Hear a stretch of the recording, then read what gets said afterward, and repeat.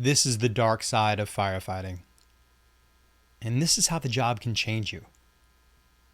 This career can rob you of your innocence because you simply can't unsee the tragedies you respond to every day.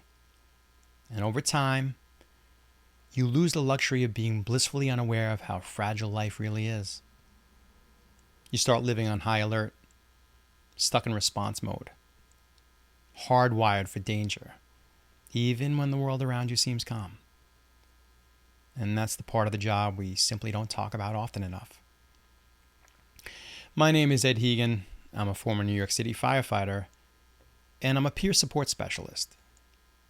And I work as a mindfulness, meditation, and breathwork guide, teaching veterans and first responders how to understand their brains, body, and nervous system, to manage stress, and to find inner peace by learning how to manage their emotions in a healthy way. And I want to talk about something real.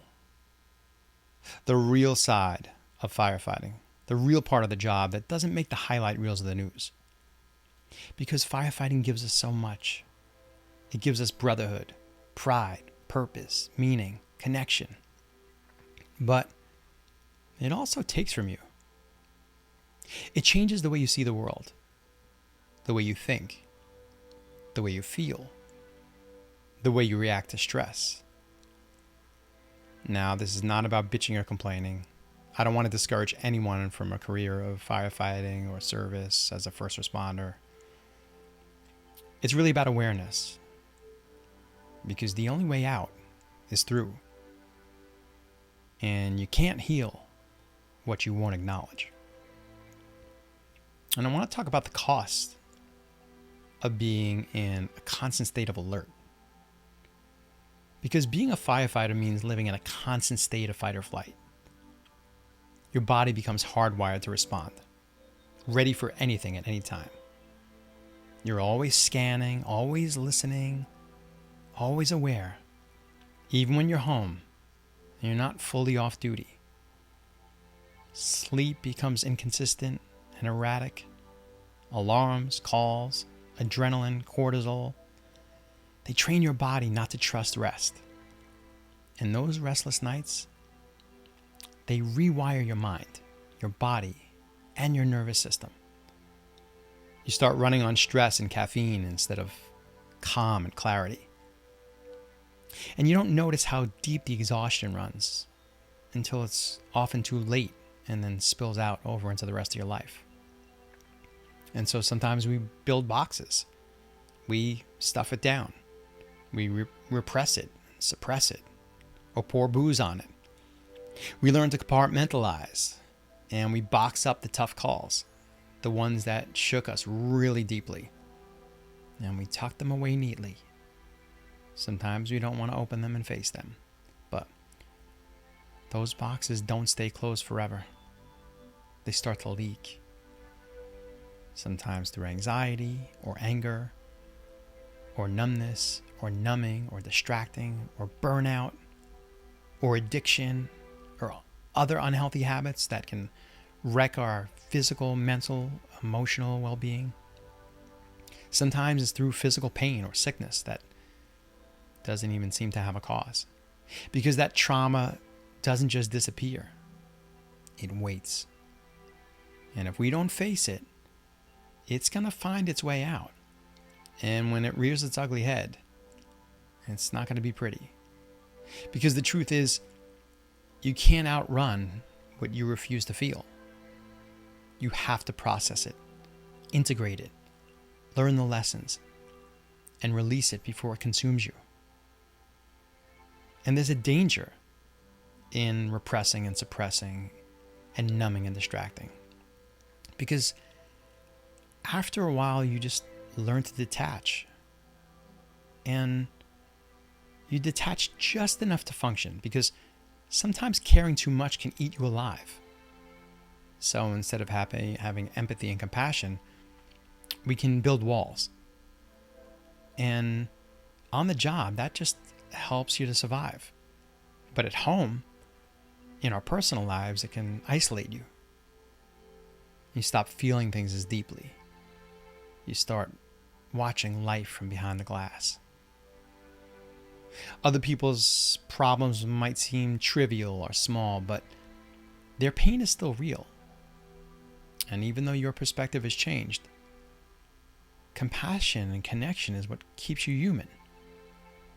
So numbness might protect you for a while, but it also keeps you out of love and joy and connection. And so we can have a distorted view sometimes, because you don't get called when things are going well. You get called when people are facing their worst nightmare again and again. And if you're not careful, that constant exposure can distort your sense of reality. You can start to believe that the world is mostly chaos and tragedy, that people are mostly broken or bad or evil. But that's not the full picture. It's just the one that we see the most, because there's still so much beauty, kindness, and good in the world. It just doesn't come through the firehouse doors as often as other things. And sometimes the hardest work isn't fighting the fires. It's remembering that the light still exists outside of it. So we can turn to gratitude and growth. Because despite it all, I'm still deeply grateful. Deeply grateful to have had a career where serving and helping people through meaning and purpose, connection and community. Because the job changed me, yes, but it also taught me perspective. When you've seen how fragile life really is, you start to appreciate the small things more. The sunrise after a long night up in a tower ladder, the laughter of your kids, the quiet moments that used to pass by unnoticed. And you learn to hold on to the things that matter most, because you've seen how easily they can just disappear and be taken away. And that perspective, it's heavy, but it's also sacred.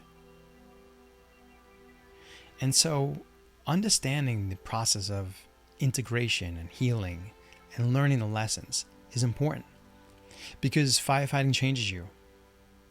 It changes your body, your mind, your soul, your spirit.